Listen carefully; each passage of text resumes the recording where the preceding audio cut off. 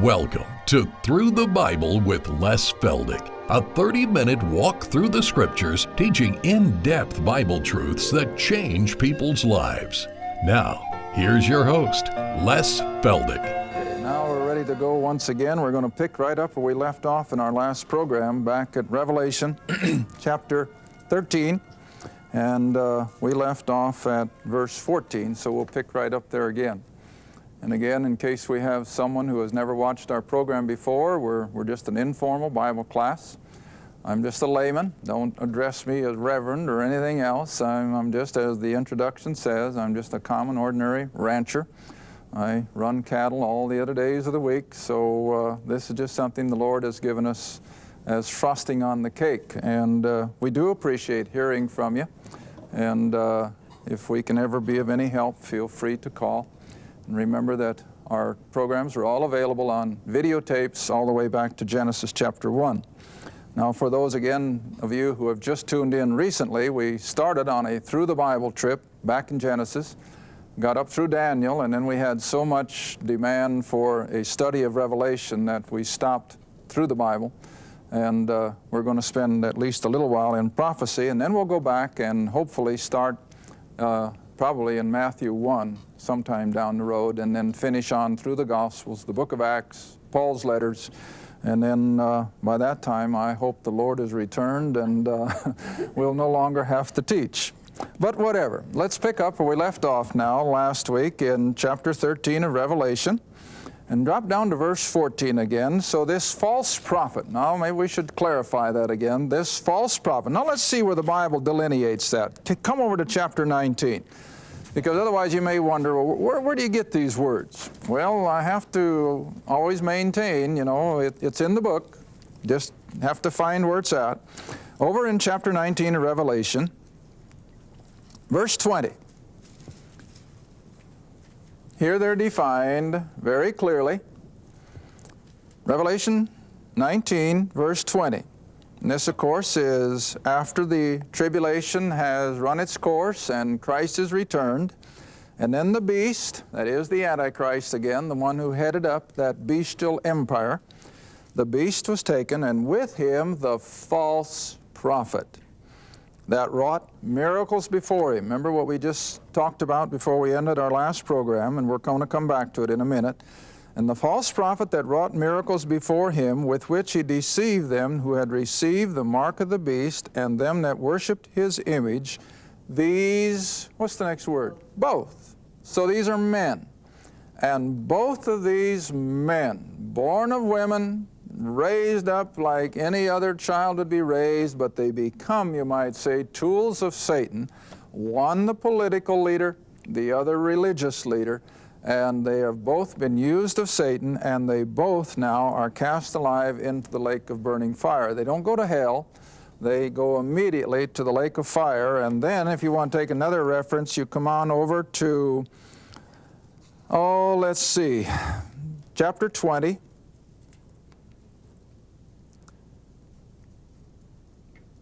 Verse 10. Revelation chapter 20, verse 10. Now this, of course, is, excuse me, after the 1,000 years has now run its course, and we're ready to go into eternity, and we're about to be introduced to the great white throne, the judgment of all the lost of humanity in verse 11. But in verse 10, the devil who deceived them, old Satan, the dragon, the old devil that deceived them, was cast into the lake of fire and brimstone. Now watch what the rest of the verse says. Where the Antichrist, the beast, and the false prophet, what's the verb? Are. They're still there after 1,000 years. They haven't been annihilated. They haven't been destroyed. They're still there. And so now you have these three personalities who made up the unholy trinity of the tribulation go straight to that eternal doom, the lake of fire, which burneth forever and ever. And they go without benefit of the great white throne judgment. They go immediately to it. And then, of course, they'll be joined by all the other lost of the ages, but they at least will have their moment of time before the Lord at the great white throne. All right, now then, if that clarifies, I'd like to have you come back to chapter 13, and we'll pick up exactly the same verse where we left off in our last program, where this false prophet now in verse 14 deceives them. And he's going to have the power to perform miracles and wonders. And he deceives them that dwell on the earth by means of miracles which he had power to do in the sight of, in other words, with the permission of the Antichrist, this political leader of this great world empire. Now you want to remember that he begins his power base in the revived Roman Empire, in that geographical area around the Mediterranean and Western Europe and so forth. But by the time we get to the midpoint of the tribulation, his power becomes worldwide, and it will be a world government, and the false prophet as well will have a worldwide religious system. Both of them will be global, and the whole earth will be involved. But never lose sight of the fact that the vortex of all the activity in Revelation is still the nation of Israel. Israel is still the vortex, but all of the world will be coming under these various judgments. Now then, verse 15, and he had power, this religious leader, to give life to the image of the beast. Now, I think I made reference to it a long time ago, but I remember several years ago reading that the Japanese have a technology where they are actually going to come out with a biological computer. In other words, it's a computer that won't just be electronic, but it's also going to have living biological cells. Now, what they're driving at, I don't know, but it's going to be a computer that puts the present-day computers to shame. And I think that's just an indication of what we have here, that this image is going to be the brain work of our technology so that it will actually be able to think and speak and give orders. And it's going to have tremendous power. Now, again, one of our national news magazines a few weeks ago had a lead article on the electronic explosion that is about to come upon us, where our television sets will not just be the coming in of information, but it'll also be the outflow of information. In other words, that old TV set will just be the center of everything, incoming and outgoing information. And of course, this is being set up for exactly this kind of a situation, where one world government will have their thumb on every home around the planet. Nobody will be left out. And so this image is going to be able to speak, and it's going to have tremendous power. And it's going to cause that as many as would not worship this image, that they'll be killed. And again, I think it's going to come through the information that the television sets will become. And the powers that be will know the activity of every home on the planet. There will be no escaping it. And the technology is there. It's scary. Over the years, I've been telling my classes, you know, they know all about you. And more than once, someone has said, well, who are they? Well, I don't know. But I know they have. I've read articles, and so have you. They know all about me. They know all about you. They know your idiosyncrasies. They know where you spend your money. They know where you've got it invested. They know how you spend your money. They know your health. They know everything. And then the question is, well, who are they? Well, the powers that be, insurance companies, financial institutions, magazines. Now in the farming area, all of our farm magazines will give you a free subscription if you'll just fill out all this information concerning your operation. How many head of cows do I run? How many acres and all that? I've quit filling them out.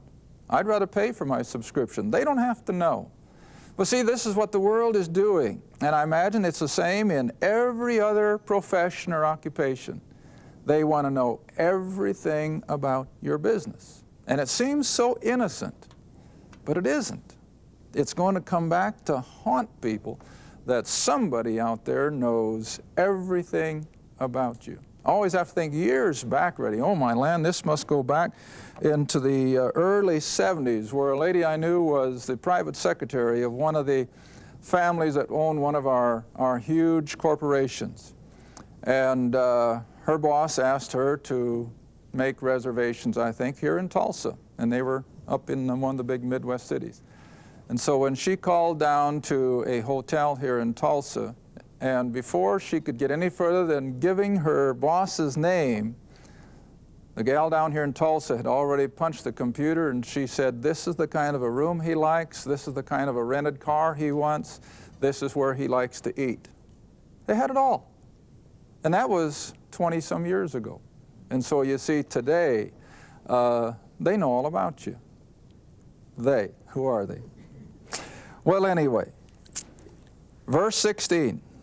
So this religious leader, he causeth all. Now, I'll be identifying him a little further. If we got time in this program, we go over to chapter 17 in a minute.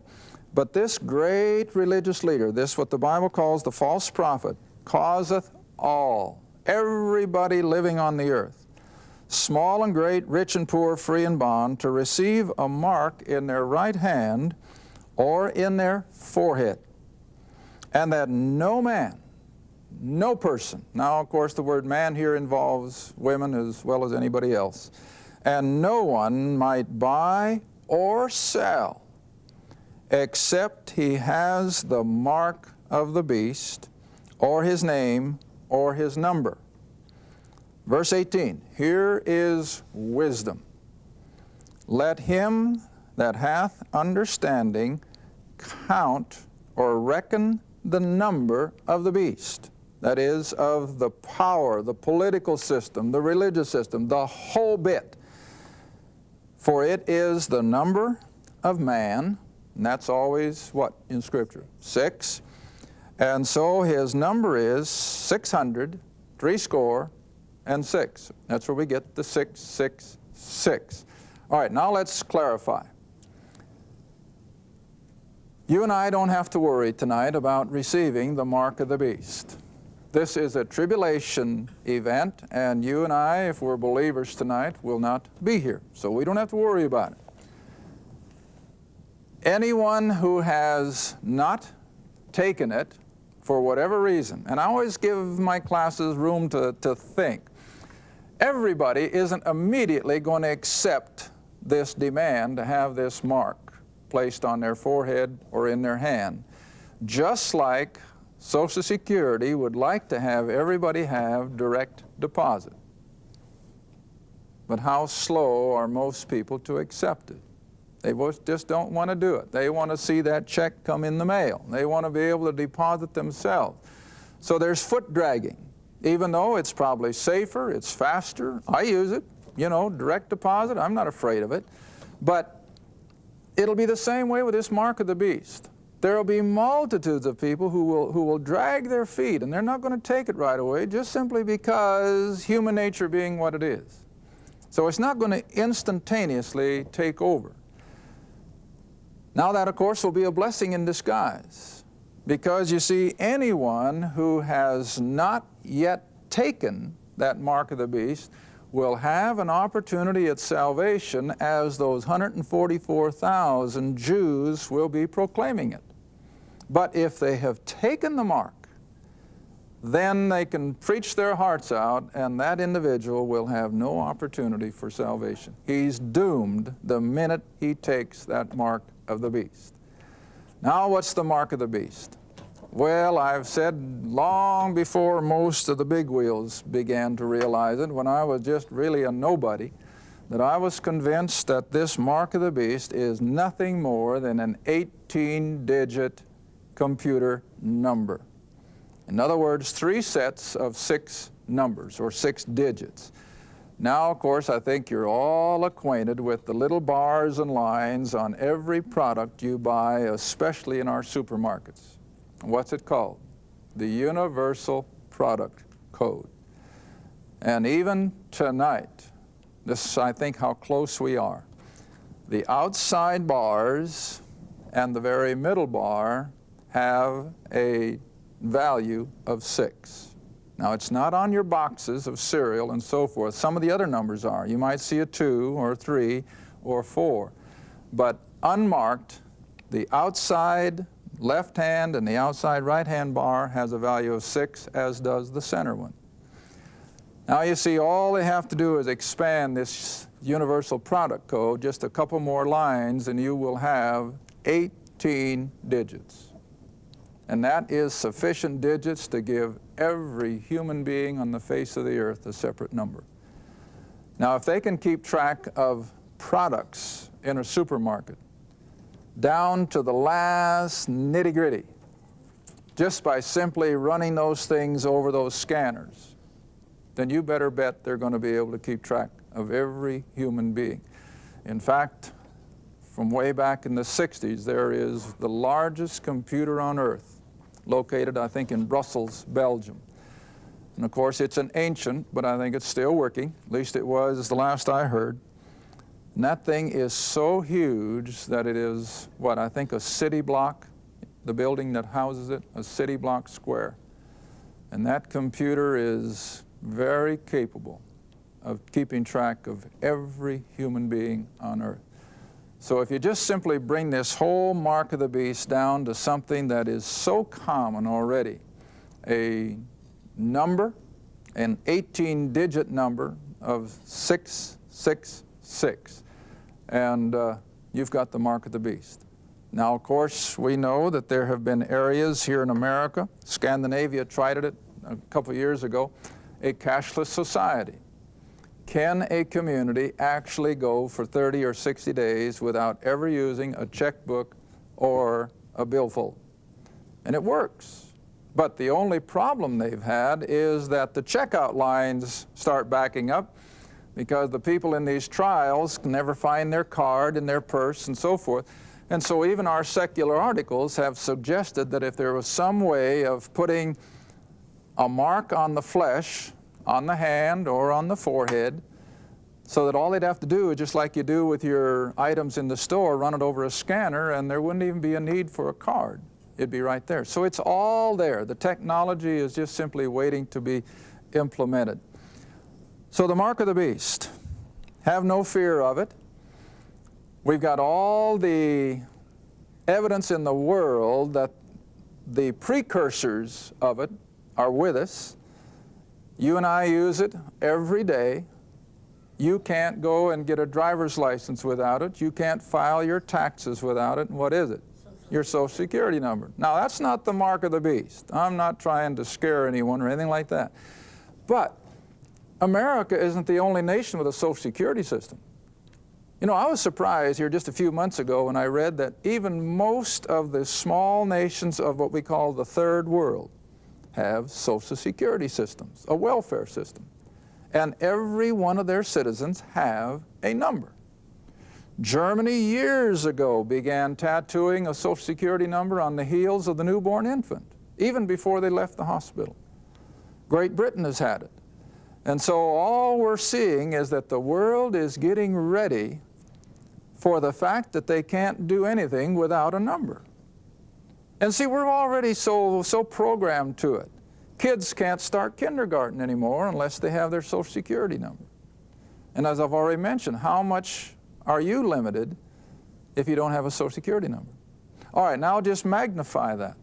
If it gets to the place that it's a completely cashless society, and if you haven't got that number, you can't receive a paycheck, you can't pay a rent bill, you can't pay a car payment, you can't buy gasoline, you can't buy groceries, you can do nothing without that number. Consequently, what's going to happen to the people who haven't got it? Well, they're going to die of starvation, they're going to die of exposure because they can't maintain their home, and it's awfully easy to understand. Now, this is why, then, when we get to Matthew 25, and Jesus separates the sheep from the goats, and you've all heard sermons on it, I know you have, but it probably wasn't in the right area. But this is simply the survivors of the tribulation. And some of them are sheep, they're believers in that chapter, because they responded to the preaching of the 144,000 and survived. Not very many will, but a few will, Isaiah says. You're also going to have a few who are still lost, who rejected it, and they've survived. So Jesus brings them all before his throne room in Jerusalem. Matthew 25 says, and then shall the king, see? All right. The king will now tell the sheep who represent the believers, you're going to enter into the kingdom because when I was in prison, you visited me. When I was hungry, you fed me. When I was thirsty, you gave me to drink. When I was naked, you gave me clothes. You remember the verses? You've all read them. All right, what are they? Well, those are believers who, much like the Christians in Nazi Germany who hid the Jews, for only one reason. They had that love of Christ in their heart, and because of it, they put their own neck on the block, you might say. And so, during the closing days of the tribulation, believers who have heard the gospel from these 144,000 Jews, because of their new relationship and because they have survived, they will minister to their needs. And that's what Jesus means then when he said, inasmuch you have done it unto the least of these, my brethren. Now remember, nobody's a brethren of Jesus except the Jew. And so he's referring to the 144,000. And then when the goats, the unbelievers, say, well, when did we not do this, and so on and so forth? And he answers the same way. When you did it not to the least of these, my brethren. And so they're taken off the scene. Well, anyway, the mark of the beast. It's just simply those who have given in to the rule of the Antichrist. They have given in to the demands of the religious system that's going to absolutely demand that they have it. And if they take it, they may get along with the powers that be, but they seal their eternal doom so far as God is concerned, and they have no more opportunity for salvation. All right, now then let's skip over in the few moments we have left to chapter 17. And again, I've only got a few minutes left. We can't do justice to the chapter, but we'll get started. And as we do in our weekly classes, we'll go as far as we can and we'll stop. And then we'll pick it up in the next half hour. Revelation chapter 17. And there came one of the seven angels who had the seven vials, and they talked with me, saying unto me, come hither, and I will show unto thee the judgment of the great whore that sitteth upon many waters. Now, the language kind of shocks us, I know, but we want to remember we're not talking about physical adultery here, or immorality. We're talking about spiritual. And you see, spiritual adultery is when religions, organizations, take that from the pagan world and mix it with New Testament Christianity. That is spiritual adultery. Anytime you mix paganism with Christianity, that's prostituting the truth of the Word of God. All right, so this whore, as the word is used, is not a woman of the street or a woman of the evening. This is a system that has adulterated the things of God. Keep that straight as we enter in. And God's going to judge it. Now verse 2.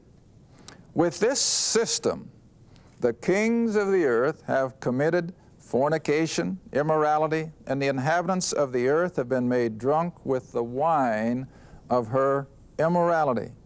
So he carried me away in the Spirit into the wilderness, and I saw a woman. Now, unfortunate for you ladies that the Scripture so often uses a woman in a bad light, but it does. I'll just give you a few examples. Come back to Revelation. Now, this is not a put down, but it just, on the other hand, shows that some of these things are unavoidable. Come all the way back to chapter 3, here in tribulation. Revelation, no, I said 3, chapter 2, I'm sorry.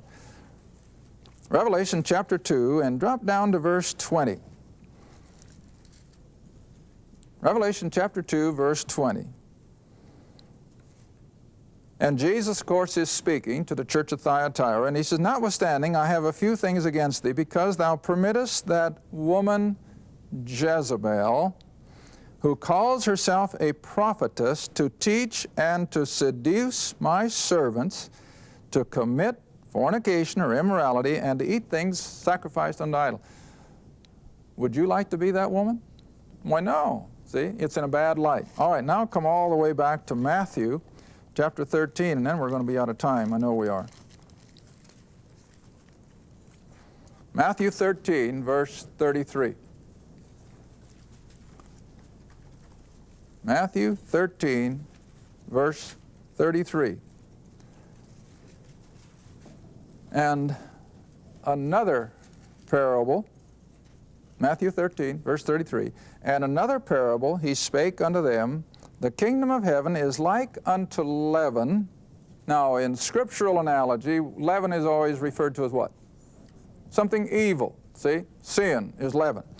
"So the kingdom of heaven is like unto leaven," or yeast in this case, "which a woman took and hid in 3 measures of meal until the whole," that is the loaf or the lump, "was" what? Leavened.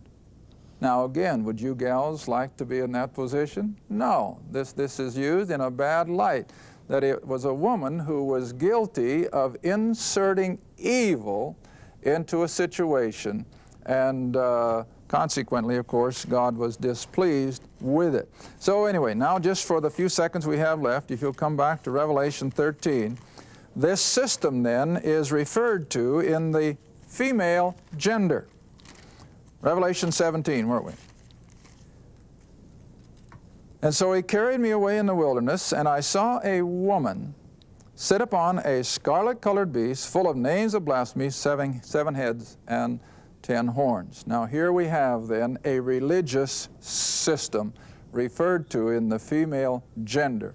And how many times isn't that so true in our everyday speech, where we refer to a religious system as she or her?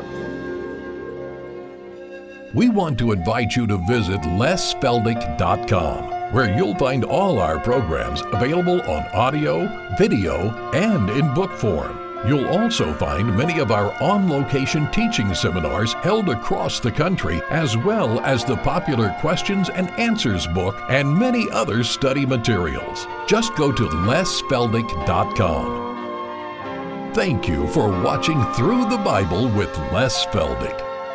Through the Bible is a partner-supported ministry. If this program has been a help to your study of the Scriptures and you'd like to see others enjoy the teaching, your support would be greatly appreciated.